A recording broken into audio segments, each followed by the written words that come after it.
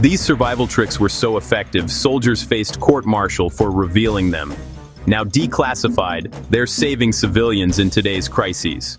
These survival tricks were so effective, soldiers faced court-martial for revealing them. Now declassified, they're saving civilians in today's crises. The year is 1943. The world is engulfed in the largest and most destructive conflict in human history. Every nation is pushing the boundaries of science, technology, and human endurance to gain even the slightest edge.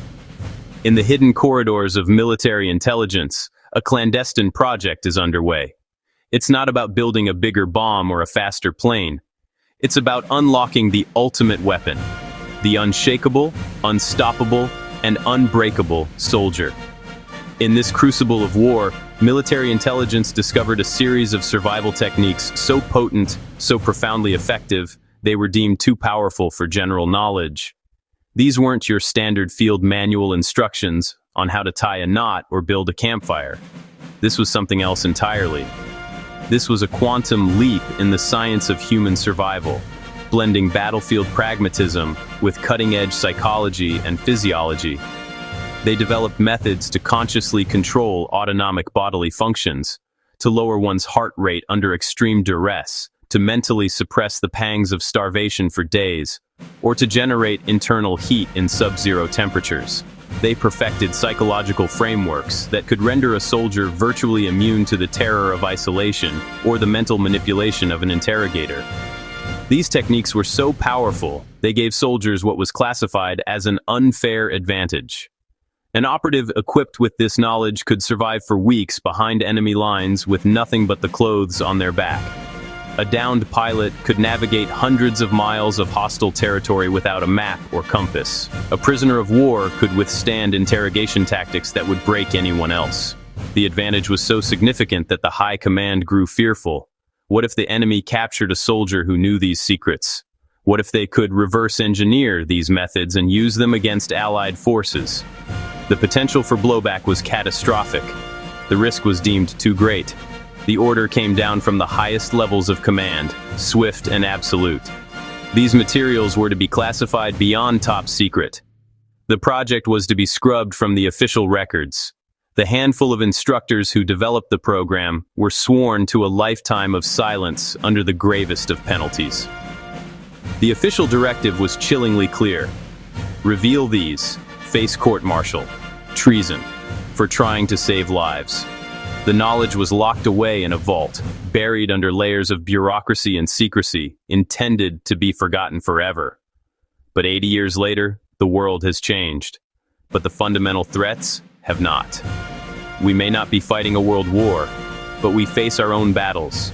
Economic instability, civil unrest, unpredictable natural disasters, and the ever-present threat of systemic collapse. The modern world, with its fragile supply chains and dependence on a vulnerable power grid, has created a new kind of battlefield. It's a battlefield where the front line could be your own neighborhood, your own home. In this new reality, the very secrets that were buried to protect a nation at war are now the keys to protecting your family. The psychological resilience to overcome panic and despair, the physiological hacks to endure hardship, the unconventional strategies to find resources when society breaks down, these secrets are exactly what you need for modern survival. The unfair advantage that was once reserved for elite soldiers is now the essential advantage every prepared citizen must possess. After 8 decades in the dark, this forbidden knowledge is finally seeing the light of day. And it's about to change everything you thought you knew about survival. Imagine a scenario where the taps run dry. An urban environment, once a symbol of convenience, suddenly becomes a concrete desert. The infrastructure we depend on has failed, and clean drinking water is the most valuable currency. In this situation, knowing how to secure your own water source isn't just a skill, it's the key to survival. The authorities might tell you to wait for aid, to depend on their rationed supplies. But what they don't tell you is that the means to save yourself are often hidden in plain sight, suppressed because they threaten a multi-billion-dollar industry built on your dependence. This brings us to the first piece of forbidden knowledge. Trick 1. The 2-minute water filter using only a sock and charcoal. It sounds almost laughably simple, which is precisely why its effectiveness is so fiercely guarded. All you need is a clean sock, or any tube of fabric, and charcoal from a burnt piece of wood. You crush the charcoal into small, granular pieces. This isn't just any charcoal, it's now activated through this process, creating a porous structure with a massive surface area. You pack the charcoal tightly into the sock, creating a dense, filtering medium. Then, you pour the questionable water through it. The activated charcoal acts like a magnet for impurities, using a process called adsorption to trap sediments, chemicals, and even some bacteria, dramatically improving the water's safety and taste. Why was this technique banned? Because it made water purification equipment obsolete. Think about it. Entire companies are built on selling you expensive, complex filters with proprietary cartridges. This simple, effective method, using materials you can find in the aftermath of any fire, bypasses their entire business model. It returns power to the individual. Next, we have a method that pulls water directly from the air itself. Trick 2. The condensation trap that collects 2 gallons overnight. This isn't the small-scale solar still you might have seen in survival manuals, designed for a desert. This is an urban adaptation that leverages the temperature swings common in metropolitan areas. You dig a small pit in any available patch of soil, a park, a backyard, even a large planter. At the center, you place a collection container. You then cover the pit with a sheet of plastic, securing the edges with rocks or soil and placing a small weight in the center, directly over your container. As the ground releases moisture overnight and the air cools, condensation forms on the underside of the plastic. The weight creates a low point, causing the droplets to run down and drip perfectly into your vessel. So effective it was classified until 1998. The military understood its power. A unit could sustain itself indefinitely without a visible water source, making them virtually untraceable. Releasing this to the public was deemed a security risk, not because of foreign enemies, but because a population that can create its own water is a population that cannot be easily controlled. Finally, the simplest and most controversial trick of all, a method that requires no fire, no digging, and no special equipment, only the sun. Trick 3, the chemical-free purification method using sunlight. Known as SODIS, or solar water disinfection, this technique is brutally effective. You take a clear PET plastic bottle, the kind used for most soft drinks, fill it with water, and lay it on its side in direct, bright sunlight for at least 6 hours. The sun's ultraviolet radiation, specifically UVA, penetrates the water and destroys the DNA of pathogenic microorganisms like viruses, bacteria, and protozoa, rendering them harmless.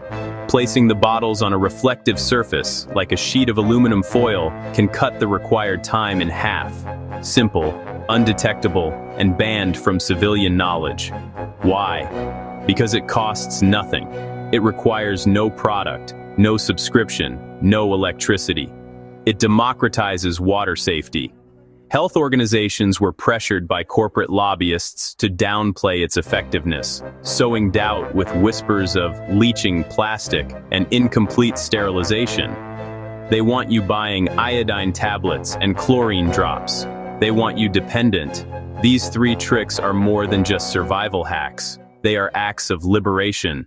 When disaster strikes and you're caught in the cold, your most immediate threat is hypothermia. In an urban environment, finding conventional shelter might be impossible. But with the right knowledge, you can create your own micro-shelter using just your body heat. This brings us to our next set of survival hacks, starting with a technique so effective, it's a staple in Special Forces training. Trick 4, the 30-second body heat shelter. So efficient, Special Forces still use it today. The principle is simple: minimize air gaps and maximize radiant heat reflection. First, find a space that's out of the wind, like a stairwell or an alcove. Sit with your knees to your chest, wrap an emergency mylar blanket around you, ensuring it's tucked under your feet. This reflective layer bounces up to 90% of your body heat back to you. Then, add a second, thicker layer like a wool blanket or even a heavy coat over the mylar. This creates an insulating air pocket, trapping the heat. But what if you don't have an emergency blanket? Look for one of the most overlooked insulators in any city: paper. This leads to our next trick. Trick 5. The newspaper insulation method. One newspaper equals 15 minutes of survival warmth. It sounds unbelievable, but the science is sound. Paper, especially when crumpled, traps countless tiny pockets of air. This trapped air is a fantastic insulator, dramatically slowing the rate at which you lose body heat. Don't just stuff it in your jacket. For maximum effect, systematically line your base layers. Unfold the newspaper, crumple it lightly, then flatten it out again before placing it against your torso, back, and legs, inside your first layer of clothing. Pay special attention to your core, groin, and armpits, where major arteries are close to the skin. A few layers of newspaper can be the difference between shivering uncontrollably and maintaining a stable core temperature long enough for rescue or for the situation to improve. Staying warm is only half the battle. In a crisis, not being seen can be just as critical for your survival, whether you're evading a threat or simply trying to remain unnoticed. Your biggest enemy is your own silhouette. The human form is instantly recognizable even from a distance. The key is to break that outline. Trick 6. The urban camouflage technique makes you virtually invisible in city environments. This isn't about wearing camouflage patterns, it's about using the environment itself.